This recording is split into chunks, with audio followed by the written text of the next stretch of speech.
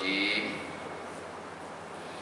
بسم الله الرحمن الرحيم الحمد لله رب العالمين والصلاة والسلام على رسول المرسلين اللهم افتح لنا حكمتك وانشر علينا من خزائن رحمتك يا أرحم الراحمين اللهم ربنا يسر لنا ولا تعسر علينا ربنا تمم لنا بالخيرات إنك على كل شيء قدير والحمد لله رب العالمين.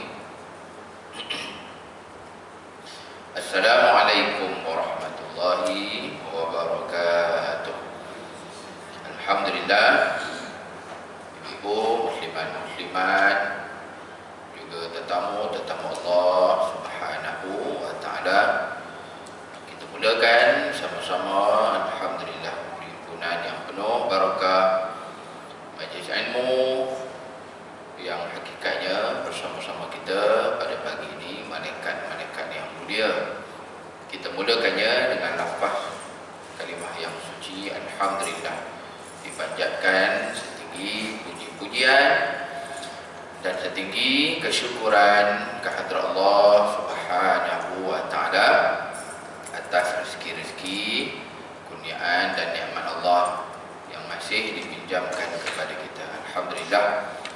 Terutamanya ibu-ibu sekalian, pertemuan kita pagi ini dapat juga berlangsung walaupun kalau siapa perasan walaupun sebenarnya ini bukan jadual kita. Jadual kita sepatutnya Sabtu sebelum raya minggu lepas.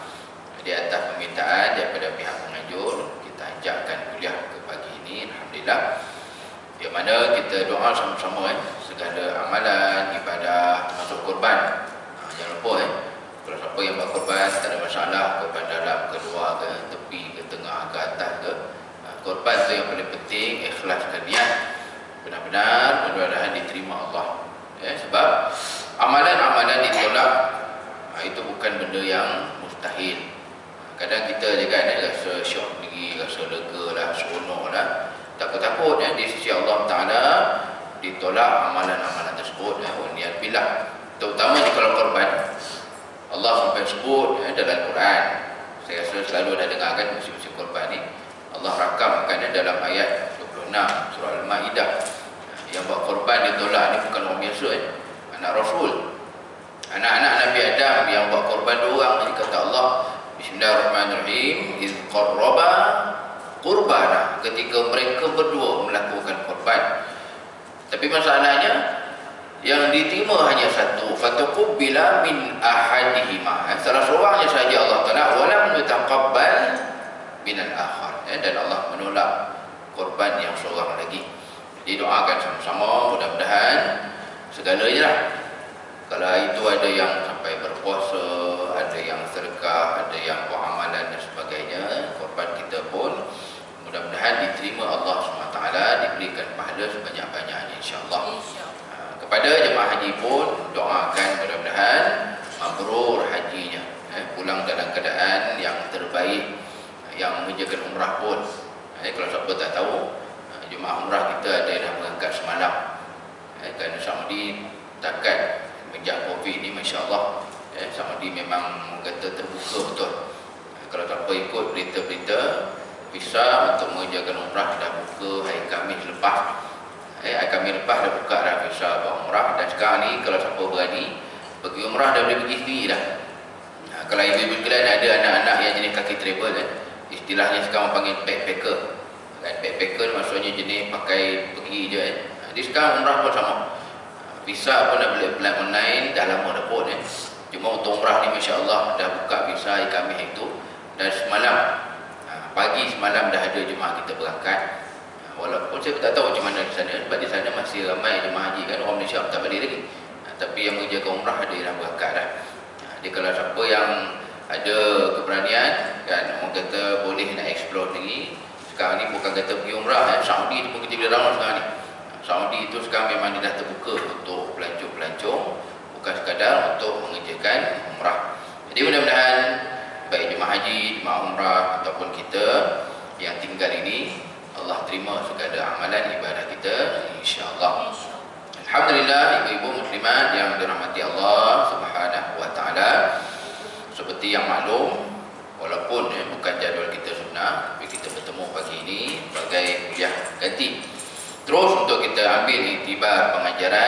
daripada ayat-ayat Allah Subhanahu wa taala. Yang kita juga pagi ini jangan lupa walaupun dah habis 10 awal Zulhijjah, hari Tasyrik, tapi sebenarnya kita masih berada pada bulan Zulhijjah. Dan bulan Zulhijjah ni kebetulan ia satu daripada 4 bulan-bulan haram. Jadi jangan orang kata pakai habis dah Ustaz, tahun depan pula. Bukan, sebenarnya Zulhijjah masih ada. Dan dia satu daripada 4 bulan-bulan suci yang mulia. Jadi kalau boleh terus istiqamah macam biasa. Apa je amalan yang kita sedang lakukan. Termasuk salah satu pagi ni, alhamdulillah dapat kita berhimpun.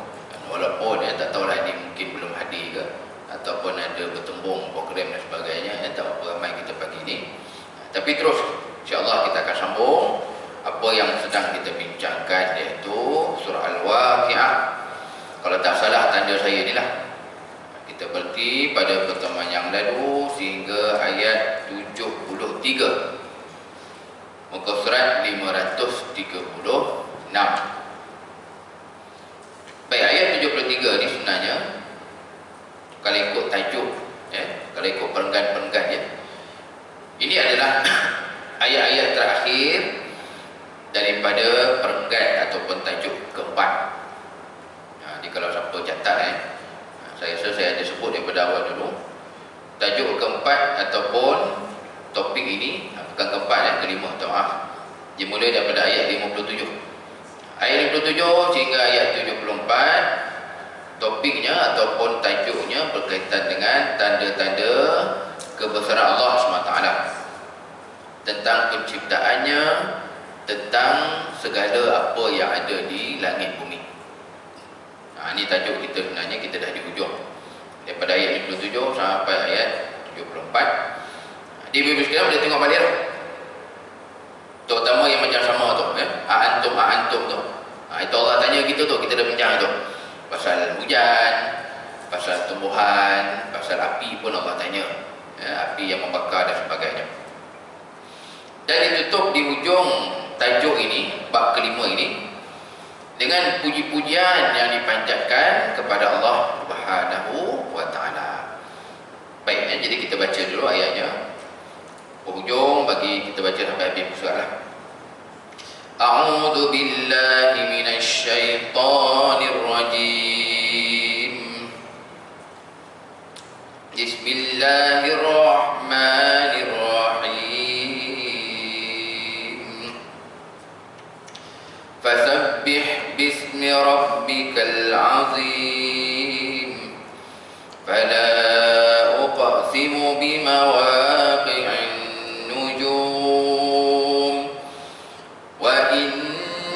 innahu laqasamun law ta'lamuna 'azim.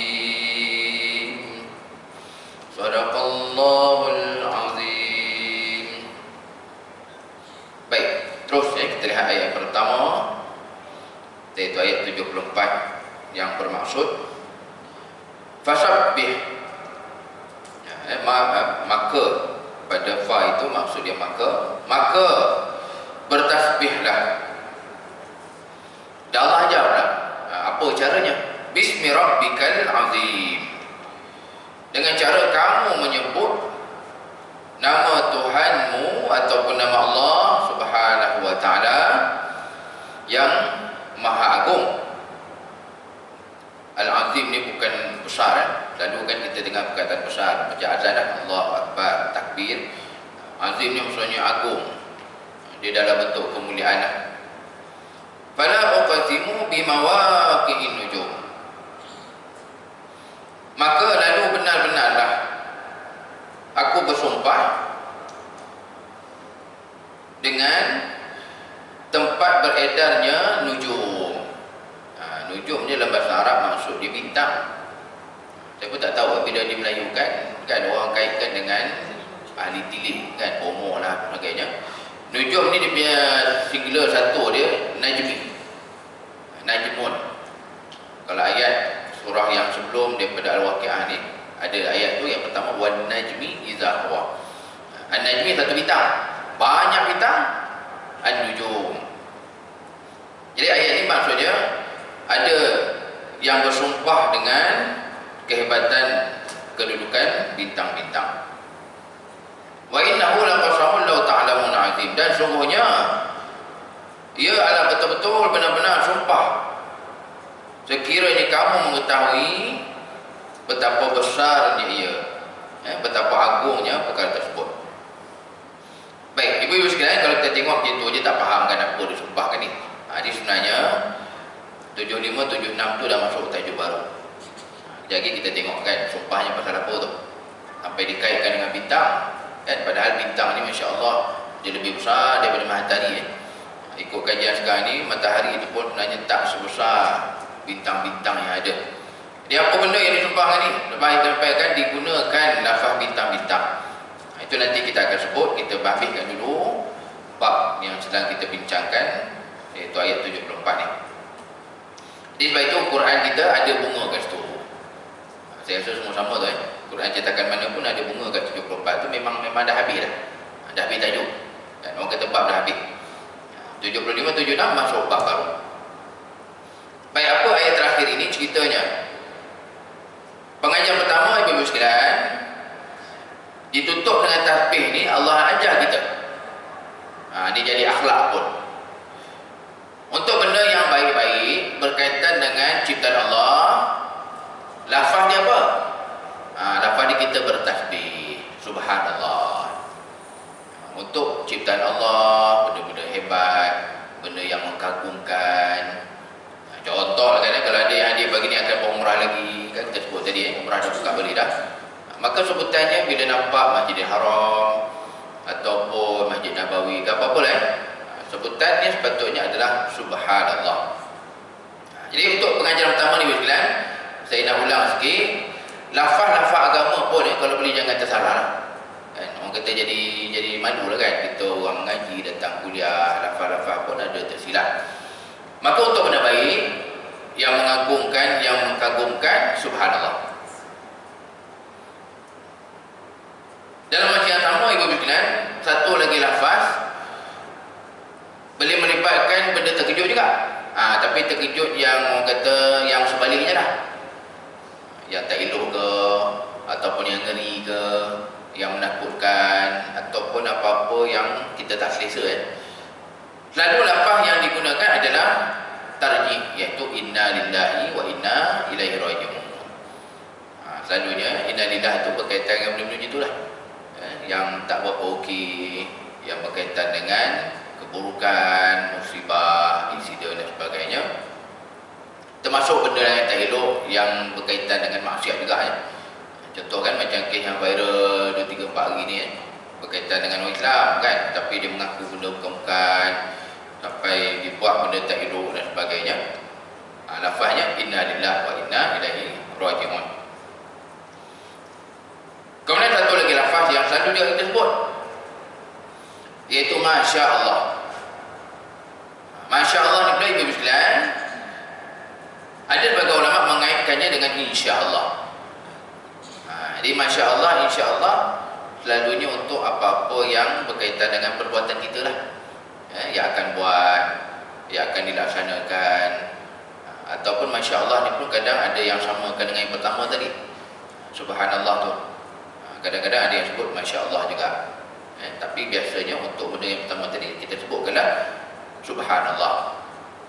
Jadi Masya Allah ni selalunya terkejut lah, terkejut yang biasa lah.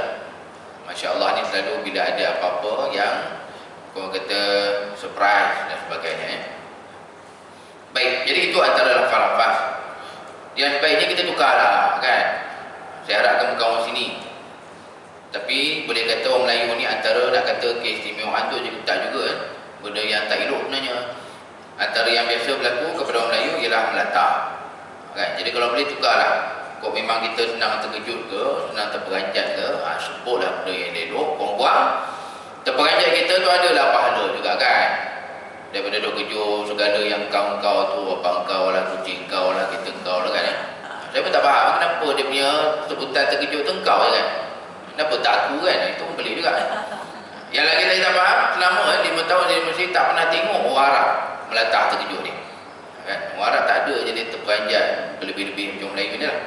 Kita je sampai orang jadikan video lah. Ini benda yang Allah alam, nak kata budaya pun dah kan, bukan budaya, tapi mungkin benda yang dah berakar gitu. Baik, ini pengajaran pertama. Kita kongsikan tentang lafaz-lafaz yang baik kita sebut dalam apa sajalah yang kita lakukan dan sebagainya. Baik, kemudian yang kedua, Ibu sekalian, maka kita lihat pengajaran daripada perkataan yang kedua, Bismi. Kalau Quran berkata tu nampak kan, dia dah asing-asing kat perkataan. Ni buat teka-teki boleh ni. Ibu sekalian yang tengah tengok ni, cuba perhatikan siapa perasaannya. Adakah Bismi yang macam itu juga pada Bismillahirrahmanirrahim? Siapa boleh jawab kan? Sama ke lain? Kalau tengok surah tak kira belakang tu surah baru boleh lah. Tengok belakang tengok belakang, ada surah baru belakang tu. Perhatikan betul-betul Bismi pada mula surah. Compare dengan ni. Sama ke lain? Sepatutnya lain. Siapa kata sama tu bukan Quran dia salah. Mata dia tak berapa nampak. Oh, sorry lah Ustaz, tertinggal spek. Lain sebutan memang sama Bismi yang kita masukkan ejaan tu. Jadi kita kongsikan untuk nombor 2 ni, betapa telitinya kita ni sepatutnya dalam beragama. Pada bacaan yang sama sebiji pun boleh jadi ejaan yang lain. Ini dia. Jadi untuk yang kedua ni saya nak kongsi panjang lebar sikit apa rahsia di sebalik perbezaan ejaan Bismi. Di sini ada alif dah tertengah, dan biasa yang kita baca tak ada alif, basin mim je. Macam surat sebelah tu belakang tu, surah Al-Hadid, Bismillahirrahmanirrahim, tak ada alif itu. Kenapa sini lah ada alif? Jika ada yang betul-betul yang teliti baca Quran, dia boleh nampak pada ejaan-ejaan pun ada perbezaan. Itu saya ingat lagi 2-3 bulan lepas kita kongsikan beza perkataan ihsan. Ihsan dalam Quran pun sama, ada yang ada alif tegak, ada kadang ihsan yang Allah digantikan dengan mat kecil je. Jadi maknanya ihsan tu pun kadang ada alif betul, ada alif ganti je. Ini sama. Baik, Ibu sekalian, untuk yang kedua ni kita pecahkan 2.1. Saya kongsikan dulu berapa banyak berapa banyak yang ada alif, berapa banyak yang tak ada alif. Untuk yang tak ada alif ni, Ibu sekalian, dalam Quran ada 3 kali je.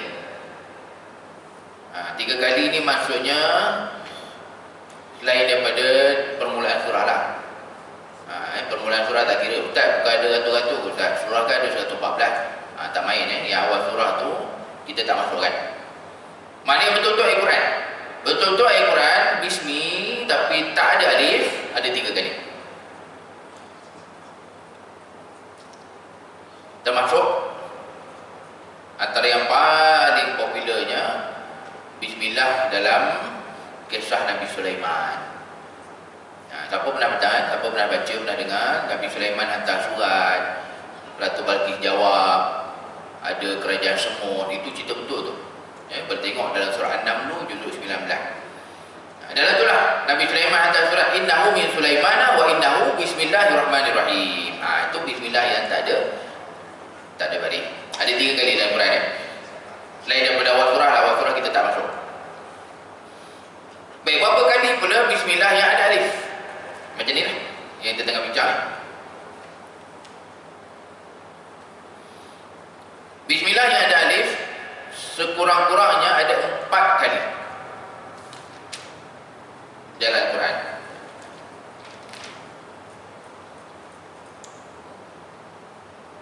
Empat kali bismillah ada alif. Dan yang menariknya Ibu sekalian, ada 2 kali diulang dalam surah yang sama, iaitu Al-Waqi'ah dia dah.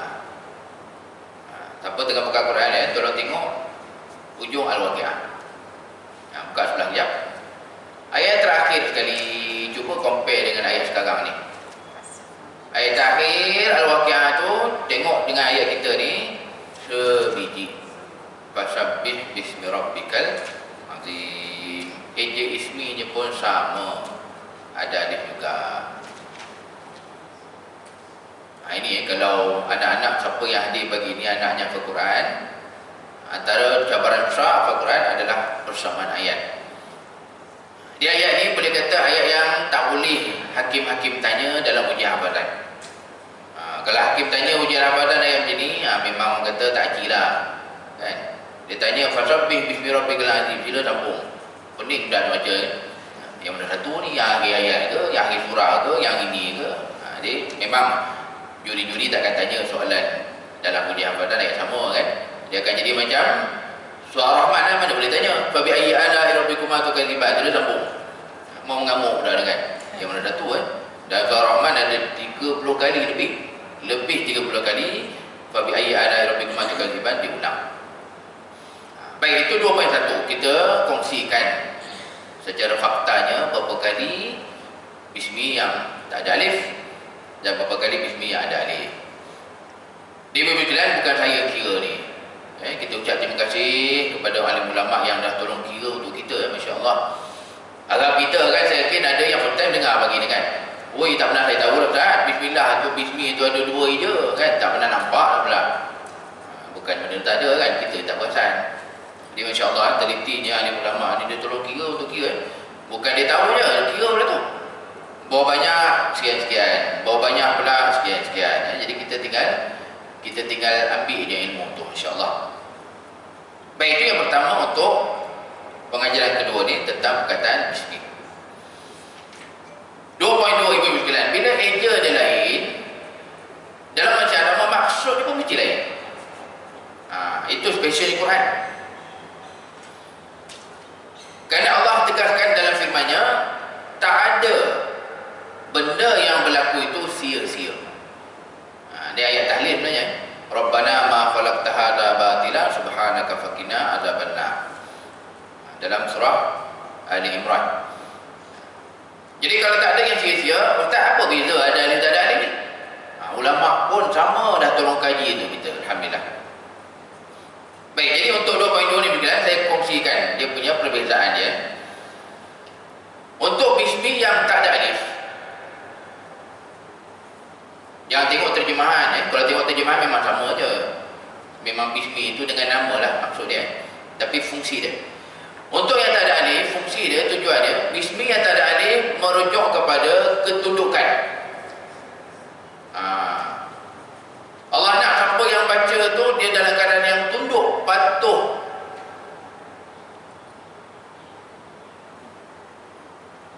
Ataupun bismi tak ada alif ni maksudnya dia berbentuk penyerahan diri.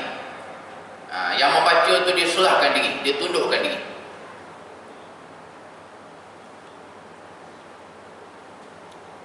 Maka inilah hikmah setiap kali kita mulakan surah, setiap kali kita baca Quran. Di awal surah baca Quran, kenapa Ustaz bismillah tak ada alif? Supaya Allah nak kita baca dalam keadaan kita ni hamba, tunduk kita di depan Quran. Di maknanya bismillah tak beradab. Orang kata orang yang tak ada akhlak baik, dia baca Quran cari ayat tapi nak cari kesilapan. Dia nak cari mana yang bertembung. Ayat ni macam tak betul ni. Itu jaga-jaga kan. Maknanya dia baca Quran dia tak tunduk pun. Dia bukan hamba yang tawaduk di depan Al-Quran, di depan kalam Allah Subhanahu wa taala. Ini juga ejaan yang sama kepada surah Nabi Sulaiman. Innahu min Sulaimana wa innahu bismillahirrahmanirrahim. Nabi Sulaiman tulis dengan tak ada alif juga. Tujuannya apa? Supaya Ratu Balqis itu tunduklah. Supaya dia tunduk kepada ajaran Islam yang dibawa oleh Nabi Allah Sulaiman alaihissalam. Saya tak ingat ada. Dalam boleh tengok kemudian ayat 30 surah An-Naml. Bismillah, tapi sebenarnya surat Nabi Sulaiman kepada Ratu Balqis. Boleh tengok depan ni ayat 30 surah An-Naml juzuk 19. Innahu min Sulaimana wa innahu bismillahirrahmanirrahim. Di Nabi Sulaiman pun dia nak isyaratkan Datuk Baki kena tunduk kepada baginda, tunduk kepada Islam. Sebab bismi situ tidak ada alif Ustaz. Ini juga bismi yang kita baca Quran ya. Jadi mudah-mudahan waktu kita baca Quran, jangan sekadar rutinnya. Kenapa baca ni? Yalah, malam dah baca. Kan? Nak bagi sampai target ni bagi habis. Dia jangan ya. Kalau boleh kita baca Quran, kena ingat kita sedang menundukkan diri di hadapan kalam Allah Subhanahu wa taala. Itu rahsia. Kenapa ada bismi yang tak ada alif? Simbolik kepada ketundukan, kepatuhan, tawadhu, penyerahan diri. Dan sebaliknya Baby Kelan, apa pula rahsia di sebalik bismi yang ada alif? Macam ni lah. Baik, bismi yang ada alif, bagi ulama kata tujuannya untuk memang menyucikan Allah, untuk membesarkan Allah Subhanahu wa taala. Bismi yang ada alif untuk kita mengagungkan Allah. Macam ini, fasabbih bismi rabbikal azim. Agungkanlah Allah, sucikanlah Allah dengan lafaz-lafaz yang mulia. Apa lagi contoh yang diberikan? Bismi ada alif ni.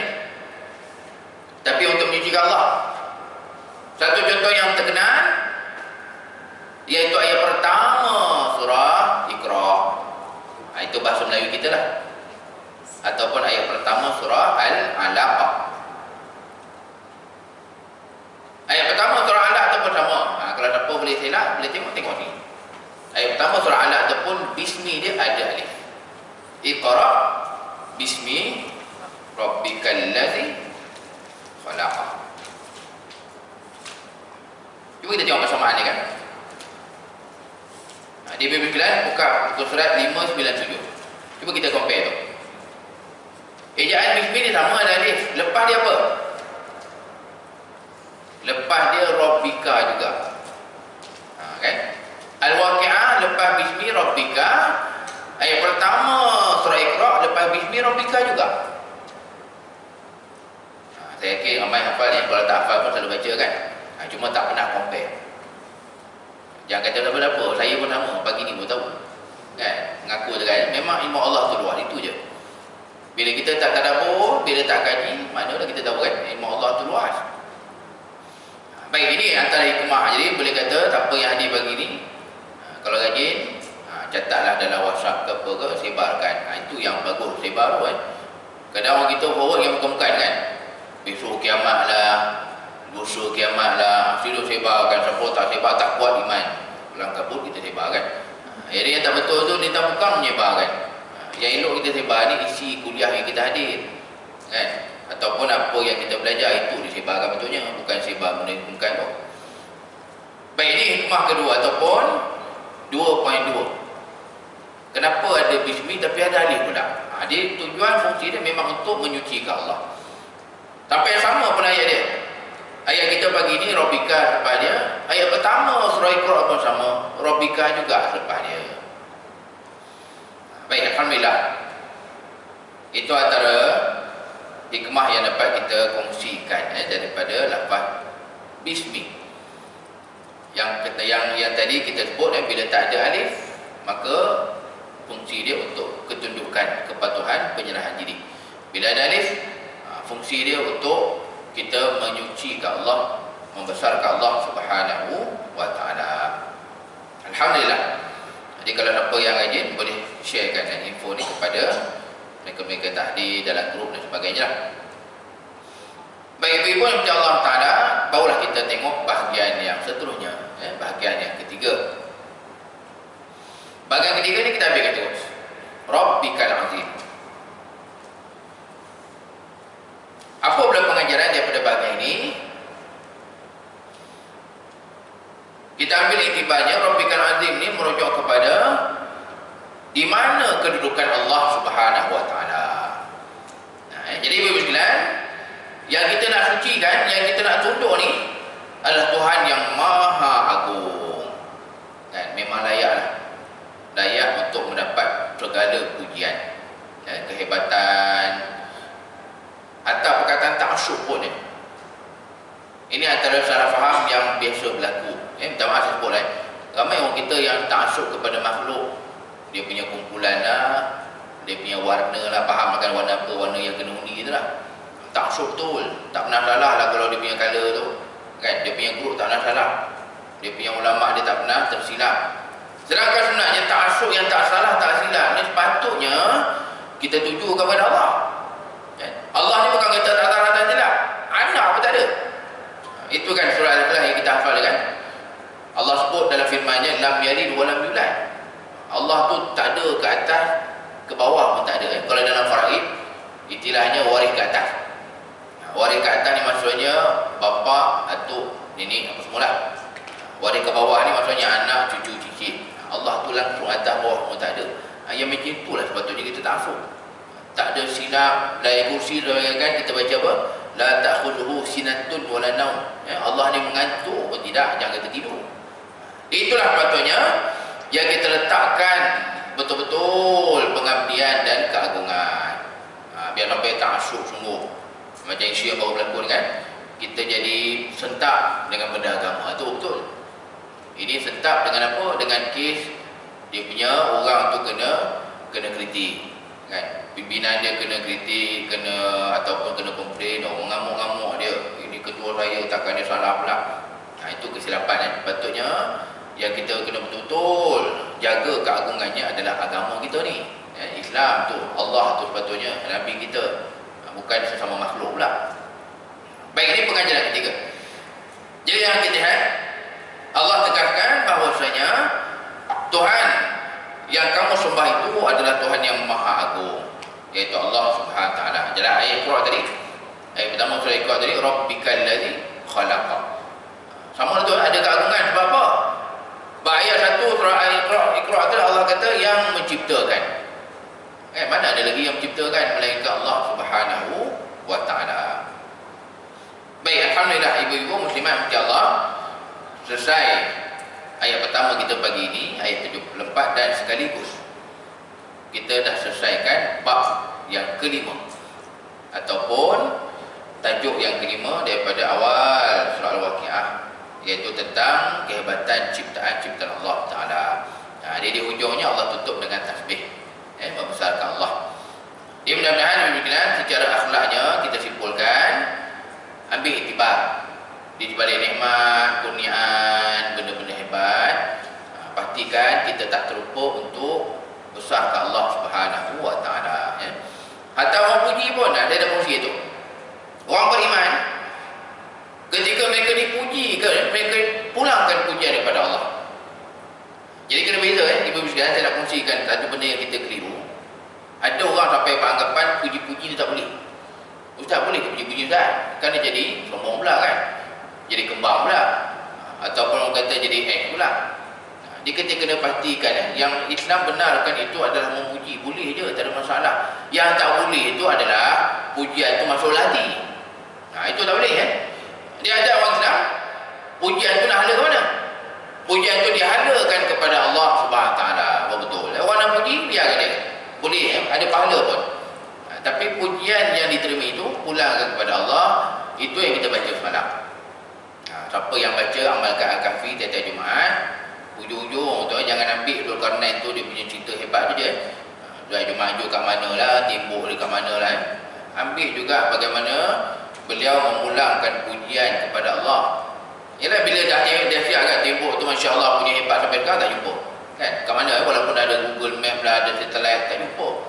Itu yang beliau mengatakan bila orang puji dan sebagainya, qala hadza rahmatun min rabbi.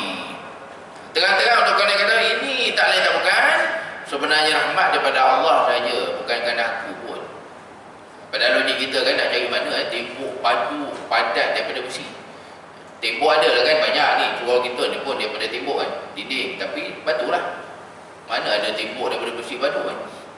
Dia macam itu punya hebat pun, kerana pulangkan pujian tu kepada Allah Subhanahu Wa Taala. Jadi kita bersama jangan keliru pula.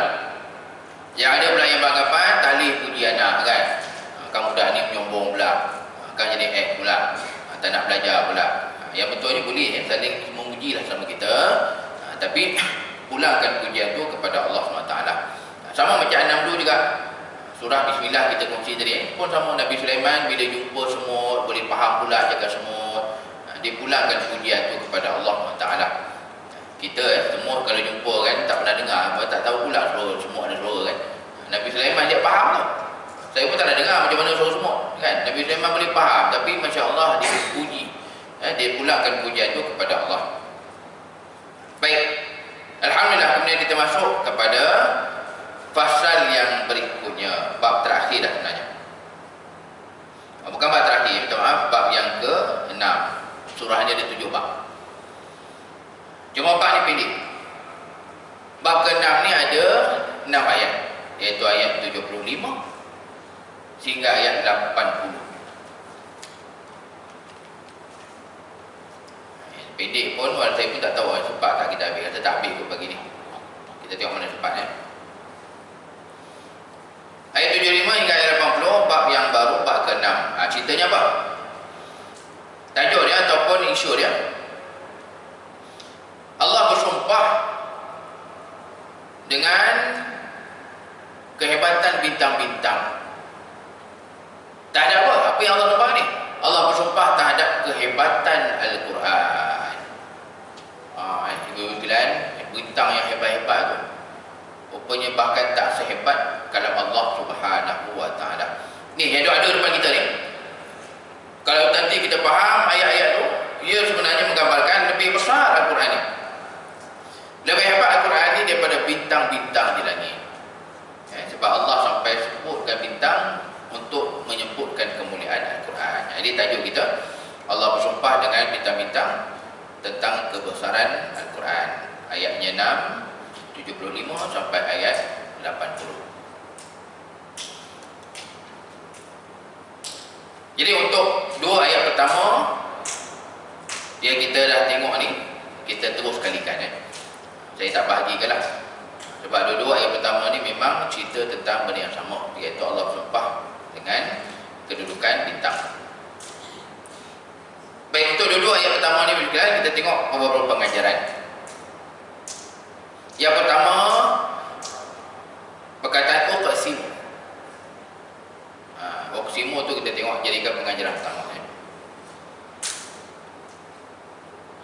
Dalam uqsimu tu cuba cari yang pertama huruf qaf. Huruf qaf, huruf sin, kemudian huruf mim. Qaf, sin, mim tu juga ada diulang ayat selepas dia. Kat mana tu? Iaitu perkataan la qasamun. La qasamun tu pun sebenarnya qaf, sin, mim juga. Maka dalam bahasa Arab, qaf, sin, mim itulah maksud dia sumpah. Ini pengajaran pertama. Jadinya kita faham Allah bersumpah tu direct. Ayat ni bersumpah, ayat selepas bersumpah juga. Dan bayangkan yang bersumpah tu Allah SWT, bukan kita. Maka pastinya Allah bersumpah tentang benda yang sangat besar. Ini Al-Quran ni doa-doa je lah. Jadi saya doakan ibu-ibulan, saya ni pun, kita semua yang hadir, keluarga kita, tolonglah jangan kita merasakan Al-Quran tu benda biasa. Kalau masih rasa juga, tu maknanya kita lah yang orang kata low class lah kita dekat tak dapat nak menikmati betapa hebatnya kalam Allah Subhanahu wa ta'ala. Dalam bahasa Arab panggil zuq. Zuq ni maksudnya feel. Itu yang punca kalau siapa biasa baca surah Al-Anfal. Al-Anfal dalam ayat 6 kot Allah kata ciri orang beriman, idza dzukirallahu wajilat qulubuhum. Orang beriman yang betul-betul bila dibaca ayat Quran, bukan dia orang baca, dia dengar je apa yang berlaku. Sampai gemetar, sampai menangis apa semua. Itu yang berlaku kepada orang beriman sebenar-benar lah. Dia untuk kita-kita ni yang tak rasa apa, itu maknanya kita belum sampai tahap sebenar orang beriman. Yang lagi sedih kan, lagi orang baca Quran lagi mengantuk. Itu lagi menyedihkan lah. Lagi kurang lah kita kan. Itu nak kata ustaz, dia pun nak beli rasul ustaz. Dia kena yang ni lah. Memang Al-Quran itu besar betul. Sampai Allah bersumpah sebut 2 kali betul. Allah kaitkan dengan bintang pula. Allah kaitkan dengan bintang-bintang yang berada kat langit yang sangat jauh. Ini pengajian pertama bagi iktibar kita. Jadi mudah-mudahan untuk yang hadir pagi ni, saya yakin semua kaji baca Quran. Dan begitu juga tadabbur kita ni. Jangan sekadar kita jadikan rutin saja jadikan ini usaha kita untuk memasukkan zuq betapa hebatnya kalam Allah SWT. Tadi pun kita dah buktikan Salah satu kehebatannya ejaan dia pun sangat teliti. Kita duk baca bismi, tantah ada yang dia bagi ni dah baca sebelum saya lahir lagi. Umur saya 40 kan, maknanya dia daripada sebelum saya lahir dah baca dah. Tapi mungkin pagi ni baru tahu kan, pada ejaan sebutan Al-Quran tu pun ada beza, ada maksud yang berlainan. Baik, itu yang pertama. Bila mana Allah ni bersumpah, pastinya benda tu besar. Baik, kemudian yang kedua, ibu-ibu muslimat yang Allah SWT, perkataan mawaqif. Mawaqif ni maksudnya kalau bahasa mudah fahamnya location ataupun tempat beredar. Kalau bahasa planet-planet itu dia dipanggil orbit kan, orbit ke ataupun dia punya tempat bergerak dia lah. Jadi untuk pengajaran kedua di sini, ibu sekalian, zaman Nabi lagi zaman yang tak ada apa-apa alat. Kita katalah kan apa-apa lah, teleskop ke ataupun apa-apa lah, segala macam alat untuk langit tu tak ada lagi zaman Nabi. Tapi Allah daripada awal lagi dah mengajarkan kita, Islam adalah agama yang tidak meninggalkan ilmu pengetahuan. Dan Allah bersumpah pun Allah sebut bintang. Zaman kita ni satu lagi yang boleh kita kaitkan adalah buruj. Buruj ni bayangkan itu bahasa Arab, yang kita bahasa Melayu pun tak ada istilah dia. Buruj ni terjemahannya kedudukan langit lah, yang orang lukis jadi gambar kuda kan, jadi gambar panglima perang lah. Itu buruj tu bahasa Arab tu. Asalnya dalam surah Al-Buruj lah, yang mana kita lihat wasamai zatil buruj. Buruj tu maksudnya bukan bintang tapi formasi bintang. Kedudukan bintang-bintang tu dah panggil buruj. Maka untuk pengajaran kedua adalah ibu-ibu sekalian, pentingnya ilmu berkaitan dengan langit dan sebagainya, dan Islam tak pernah meminggirkan ilmu pengetahuan. Yang betulnya Islamlah ilmu, agama yang menekankan ilmu-ilmu tentang ekonomi ni. Buktinya apa? Buktinya ibu sekalian, banyak ibadah kita tertakluk dengan bulan, matahari dan sebagainya. Yang tertakluk dengan matahari contohnya apa? Contohnya solat 5 waktu lah. Mungkin ibu sekalian yang hadir pagi ni pernah belajar dulu dalam fiqah, diajarkan macam mana nak tahu masuk waktu tengok bayang-bayang. Kalau pernah belajar pun confirm berani betul buku lah, dah tak ingat apa dah kan. Oh, saya belajar Ustaz. Tapi sekarang tengok bayang nampak apa? Nampak bayang je lah kan. Mana dah tahu panjang mana ke, 2 kali ganda ke, entah Ustaz. Saya tengok jam ni sekarang ni, dia bunyi bayang lah kan. Bunyi adzan main lah kita kan. Nak tengokkan bayang-bayang memang tak ada lah. Jadi kalau zaman awal dulu kalau kita lihat sejarah solat azan, ni saya bawa kuliah subuh tadi. Antara solat azan dan solat jemaah, sebenarnya ketika mula-mula balik Isra Mi'raj, hanya yang bermula tu solat saja. Di zaman Mekah belum ada solat jemaah, azan pun tak ada. Solat jemaah dan azan baru mula kat Madinah. Maknanya sahabat Nabi dan para Nabi Rasulullah semayang ketika dalam Mekah tu dalam keadaan tak ada apa-apa maklumat. Azan tak ada, jam tak ada, reminder tak ada, kalender tak ada, takwim tak ada, semua tak ada. Maknanya mereka waktu tu betul-betul nak semayang kan. Cakap orang kata istilah mudahnya betul-betul nak semayang lah. Kita kalau macam subuh tadi kan, kalau memang tak ada apa-apa teknologi, kalau tengok kat luar mana kita nak tahu dah subuh ke belum ni setiap bulan tarik je remote, nanti dah cerah kita baru semayang lah kan. Lagi tak cerah nak semayang pun dia tak tahu. Bayangkan waktu tu zaman-zaman awal tu azan belum ada, memang solat tu betul-betul kena tengok lah kat luar. Zuhur macam mana, maghrib macam mana kan. Antara yang keliru lagi, macam mana nak tahu isyak dah masuk. Kita tahu kan maghrib bila dah ada ori-ori masalah ni, isyak bila pula? Isyak tunggu jam lah. Itu kita Dia sejarahnya macam saya kongsi sikit. Di dalam Mekah kenapa? Bukan mereka tak nak. Kerana dalam Mekah ni memang sangat banyak bahaya. Jangan kata nak kumpul ramai-ramai, orang kafir jumpa orang Islam pun habis. Lagi bila dah hujung-hujung lah, kalau Nabi ni lepas Abu Talib meninggal, lagi teruk kan, Nabi kena macam-macam. Jadi memang tak mungkin nak kumpul-kumpul pun. Bila dah hijrah ke Madinah, barulah azan dengan solat jemaah mana dulu? Solat jemaah dulu. Ini naluri orang beriman. Saya nak kongsi sikit kan. Dalam keluarga, kat rumah, kalau boleh kita contohi sunnah Nabi. Salah satunya Nabi sangat menjaga berjemaah. Bukan semayang je berjemaah, makan minum pun sama. Kalau baca dalam hadis Nabi, sebenarnya Nabi tak ada pinggan. Kalau ada kita syamail kan, di kaum rumah cuba baca bab makan tu. Nabi sebenarnya dalam banyak keadaan Nabi akan makan menggunakan tanam ataupun dulang lah. Kan? Kita dulang kalau ada pun dah lipan kot kan. Kalau lipan sikit gantung dekat dinding kan. Tak ada dah guna dulang kan. Tak ada dah, orang kata zaman dulu je. Jadi kalau katalah zaman sekarang guna pinggan macam mana Ustaz nak pakai dulang? Tak biasa lah Ustaz. Jadi sekurang-kurangnya kita makan walaupun pakai pinggan, jangan makan seorang. Dalam rumah terutama anak-anak kan, jadi tak kena.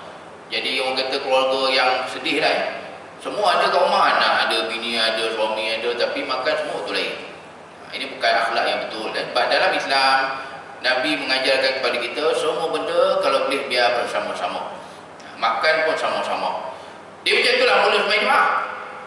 Bayangkan kepada kita kan, kalau pakai malah ni orang Melayu kan, kalau pakai malah kita kan, antara sembahyang datang ke surau dengan kat rumah lagi senanglah kat rumah. Tak payah tunggu orang, tak payah keluar, tak payah bersiap, tak payah pandang-pandang kan. Sembahyang kat rumah selesai. Tapi sahabat Nabi tak. Bila dah hijrah tu mereka dah boleh kumpul-kumpul keluar rumah. Cari kawan ajak sembahyang. Padahal waktu tu tak ada azan pun. Itulah kata Masya Allah orang beriman patutnya orang yang bersama-sama dalam kumpulan orang Islam. Dia tak kena, kalau ada yang tak kenal jiran kan, jiran depan siapa pun tak tahu, jiran atas pun tak siapa, jiran depan belakang pun tak kenal. Itu bukan cara Islam lah. Kemudian lepas tu baru ada azan. Itu pun sebab apa tu? Sebab memikirkan yang tak datang. Macam mana nak panggil yang dekat kedai, yang dekat kebun, yang tengah meniaga. Yalah, waktu tu kan tak ada apa-apa laungan kan. Jadi mereka fikir orang-orang yang tak dapat datang, akhirnya adalah laungan azan. Baik, itu yang kita kongsikan Ibu sekalian. Saya selitkanlah berkaitan dengan pengajaran kita pagi ini. Kita tengah bincang yang kedua. Di Islam sendiri agama yang menekankan ilmu pengetahuan. Sembahyang kita memang melibatkan matahari. Yang melibatkan bulan apa pula? Yang melibatkan bulan baru ni lah. Kita duk puasa, duk raya haji memang melibatkan bulan. Jadi Allah bersumpah pun Allah sebutkan tentang bintang, kedudukan dia, buruj dia dan sebagainya. Baik, alhamdulillah itu yang kedua. Kemudian kita habiskan ayat 76 ini. Yang ketiganya lau ta'lamuna. Perkataan itu pula lau ta'lamuna. Untuk pengajaran ketiga ni berkenaan, iaitu pengajaran di sebalik soalan pertanyaan Allah Subhanahu wa taala. Jadi bila Allah Taala bertanya, kena ingat mustahil Allah itu tak tahu. Dia bertanya Allah dalam Quran selalunya apa? Macam kita lah. Macam saya ayah lah macam ibu sekalian, mak-mak bertanya kita dulu kadang sebab kita nak tanya dia dah buat ke belum. Kan kita nak tanya sampai mana. Ataupun macam cikgu tanya dalam kelas, budak ni faham ke tidak. Dia dalam Quran apa saja pertanyaan Allah, bukan Allah tak tahu, tapi Allah nak timbulkan pemikiran kepada pembacanya. Dia macam ayat ni, kalau kamu mengetahui betapa besarnya sumpah Allah ini.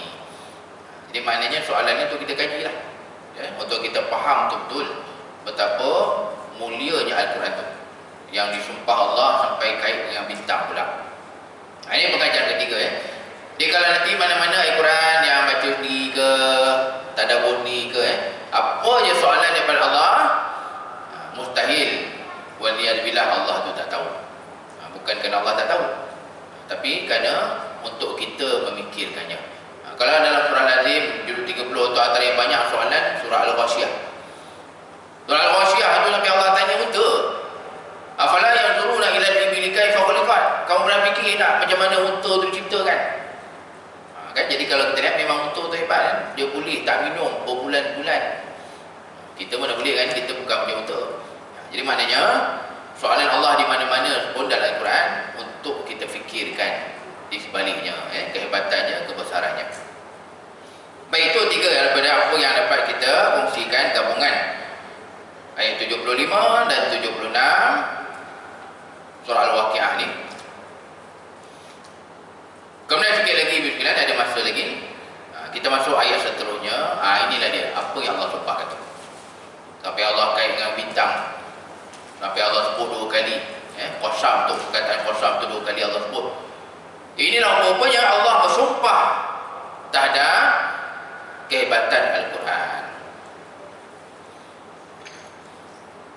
Kita tengok satu dulu. Mungkin kita berhenti sampai ayat 77 lah. Firman Allah Ta'ala, innahu laqur'anun karim.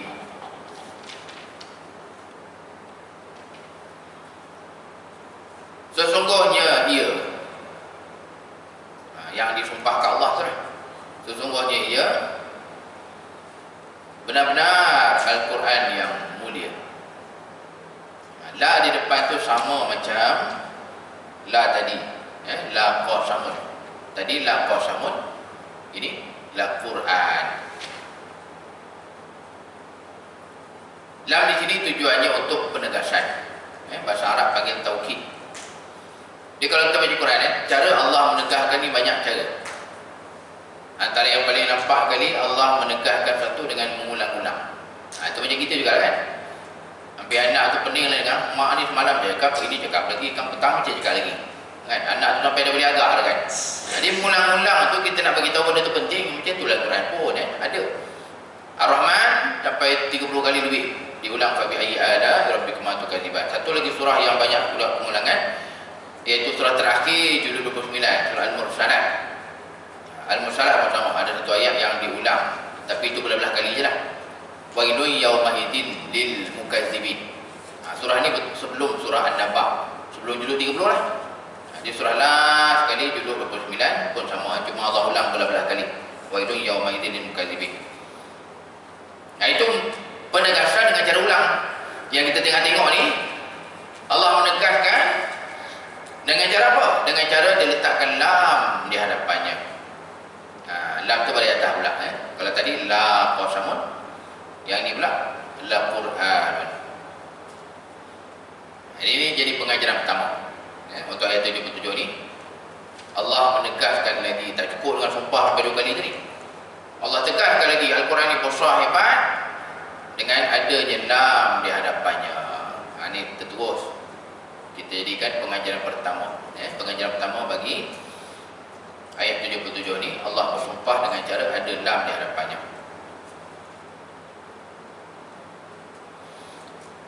Baik, kemudian Ibu sekalian, pengajaran kedua daripada ayat 77 ni, iaitu mana datangnya istilah ataupun nama Al-Quranul Karim. Yang memang itu pun nama kan dalam Quran saya ni pun. Jadi bila kita baca ayat ini, kita nampak ia sebenarnya istilah yang diberikan diri oleh Allah Subhanahu wa Ta'ala. Ini pengajian kedua.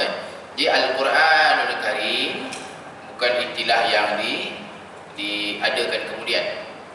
Ulama yang letakkan nama, ahli qari yang letak nama, tidak. Al-Quranul Karim dia nama yang diletakkan diri oleh Allah Subhanahu wa Ta'ala. Bahasa kita kan kita sebut sebagai kata nama khas lah. Jadi berbilang dalam kitab agama, ini saya nak pesan untuk istilah-istilah tertentu, dia memang kata nama khas yang tak boleh maksudkan lain. Jadi hati-hati, terutama dalam gurau lah. Dalam gurau ke melawak ke, sebahagian istilah agama tu memang tak boleh dibuat main, sebab dia tak ada maksud lain dah. Ini saya ingat lagi untuk saya kerja dulu. Mungkin banyak berlaku di pejabat. Orang kita ni berguraukan perkataan haji. Haji ni kena ingat antara maksud haji, dia adalah ibadah yang memang lokasinya kat mana? Mesti dekat tanah suci. Haji yang betul-betul tu kat tempat lain pun tak boleh. Dekat masjid paling besar di dunia pun tak boleh. Dia mesti kat tanah suci juga. Melainkan masjid haram lah. Dia tak kena dan tak sesuai. Boleh kata biadab lah. Kalau ada orang kita buat lawak, buat gurauan, ada non-Muslim pergi haji kat negeri dia. Ini contoh kan, kalau non-Muslim tu lama cuti, mana dia pergi tak nampak pun. Aku tak tahu ke dia pergi haji ke tempat dia tu, dah lama tak ada. Boleh pula kita kan, kita lah pemain kata haji. Pada haji ni memang tak ada maksud lain Haji ni tak boleh guna untuk balik kampung. Gimana lama tak nampak dia pergi haji kejap. Kan terperanjat dengan dia pergi haji di mana lah. Haji dah habis dah. Pun balik kampung tak boleh. Perkataan haji tak boleh guna untuk balik kampung lah, untuk pergi pasar lah. Dia memang maksudnya haji ni mengerjakan ibadah tertentu di tanah suci. Itu contohnya.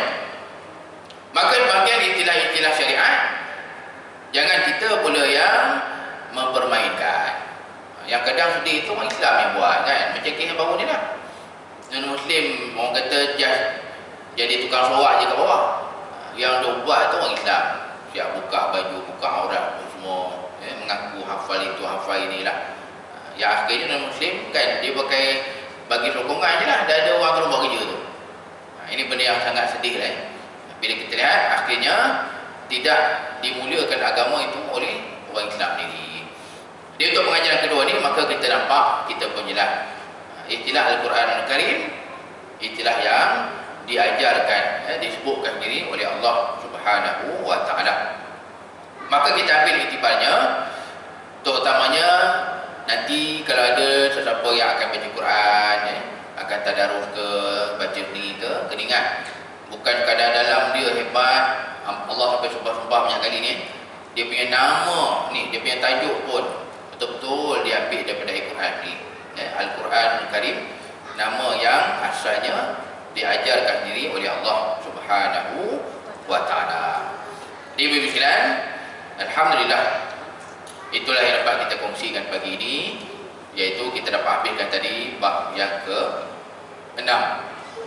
Kemudian kita bab yang berapa je kan, kemudian kita masuk bab baru yang kita berhenti sampai ayat yang ke-77, dan saya kongsikan tadi juga antara hikmah rahsia di sebalik ejaan ayat-ayat Al-Quran. Sebab itu kalau macam saya sekolah dulu, memang ada satu subjek dia, subjek menulis Al-Quran. Jadi kalau siapa yang hadir bagi negara, kalau siapa pernah tulis Quran, boleh tahu lah. Kita kalau hafal Al-Quran, hafal surah pun, sebenarnya kalau nak menulis, saya yakin ramai tak boleh tulis. Ini saya jadikan latihan kepada anak-anak pun. Anak saya tak ada yang hafal Quran pun. Tapi cara nak mantapkan hafalan anak-anak, salah satunya surah yang dibaca tu dia tulis balik. Ambil surah mudah kalau ibu sekalian siapa minat, ambil surah mudah, surah Al-Allah boleh. Cuba tulis kan. Memang ke laut lah kan, orang kata ke laut, ke gunung, semua macam-macam. Boleh baca, tapi bila tulis balik malu dia banyakkan tak apa benda yang kita tulis. Jadi nak katanya kita hafal sebenarnya bukan macam alim ulama. Kita hafal telinga je, kita tidak hafal mata. Yang paling bagus ni bila hafal dengan mata sekali, dia boleh tulis balik seperti apa yang dia baca. Jadi itulah perkongsian kita pagi ni, alhamdulillah. Jadi kalau siapa yang ni, saya bukan buku saya pun, bukan saya jual pun, cuma saya nak kongsi kalau siapa tertanya-tanya. Inilah yang saya rujuk tadi rahsia tulisan Al-Quran. Saya baru beli pun, baru je beli juga dalam 3-4 bulan. Memang dia kumpul dalam ni segala perbezaan ejaan Al-Quran. Dia kalau nak guna untuk tadabbur dan sebagainya memang elok sangatlah. Saya akan bawa jugalah kalau ada ayat-ayat yang berkaitan, saya akan bawa juga untuk rujukan. Jadi kalau siapa nak beli, boleh Google je. Google ataupun suruh anak cari kat rahsia tulisan Al-Quran, baru je keluar juga buku ni. Untuk tengoklah antara cara kita tadabbur ayat Quran, tengok dia punya lafaz-lafaz dia. Wallahu a'lam, aku qouli hadza wa astaghfirullahal azim. Wassalamualaikum warahmatullahi wabarakatuh. A'udzubillahi minasyaitonir rajim. Bismillahirrahmanirrahim. Alhamdulillah. Salatan wa salaman ala Rasulillah. Allahumma ja'alna minal ladzina